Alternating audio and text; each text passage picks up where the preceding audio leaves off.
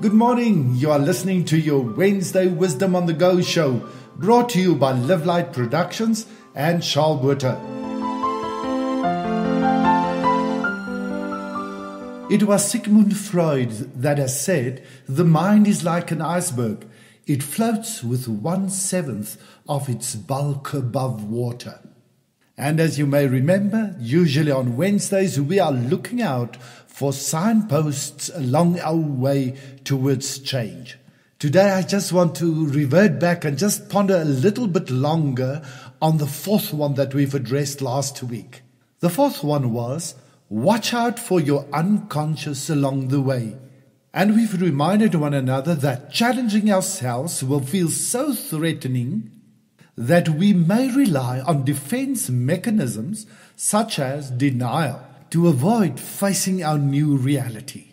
Now, the interesting thing is these defense mechanisms are part of our subconscious defense and coping mechanisms. So they are basically trying to protect us against anything that would disturb the status quo. In short, our defense mechanisms are the soldiers that are guarding the tomb of the subconscious mind.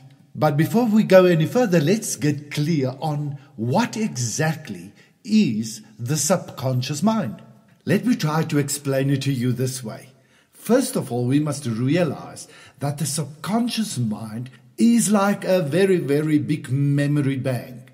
Its capacity is virtually unlimited, and it permanently stores everything that happened to you and is still happening to you. Listen to this one. By the time you reach the age of 21, you've already permanently stored at least more than 100 times the contents of the entire Encyclopedia Britannica.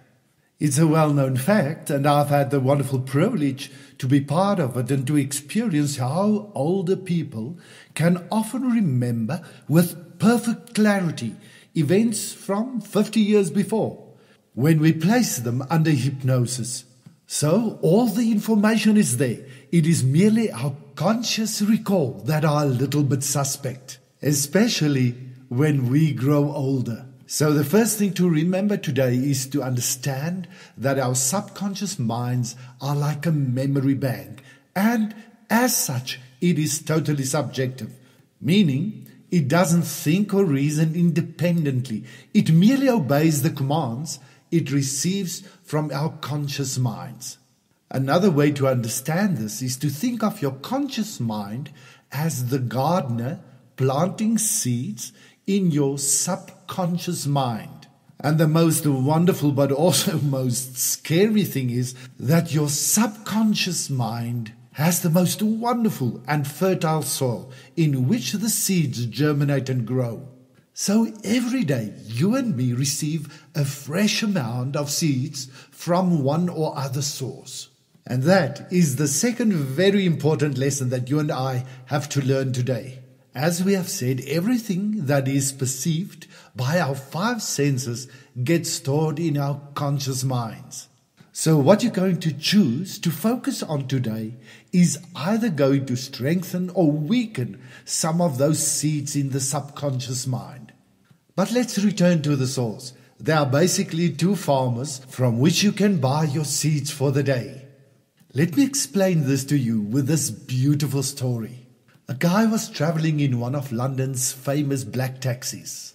They've stopped at a red traffic light, and as the light turned green, the cabbie pulled away, but was almost hit by another taxi that has skipped the red traffic light. Yes, as can be expected, the passenger got one heck of a fright. Very calm and collected, the cab driver just kept on whistling, swerved out of the way, and just drove further as though nothing has happened. The passenger was totally baffled. He asked the cab driver, "How can you be so calm even after we've almost been killed?" The cabbie then asked the passenger, "What do you see over there?" The passenger said, "Well, only thing I can see is a garbage truck." "That's right, you see a garbage truck. What are they doing with the garbage of other people? Well, they are dumping the garbage in the garbage truck. Every morning when I get behind the steering wheel, I decide to not be a garbage truck to anyone that wants to dump his garbage in my head. That guy just tried, but I didn't allow him, 'cause I'm no garbage truck to anyone. Our immediate reactions arise from our subconscious mind, but we have the choice of how we're going to react to outside circumstances, as well as that inner voice of our pre-programmed subconscious mind protect us. Enjoy the rest of your week, and I'm looking forward to be with you next Wednesday again. Be blessed.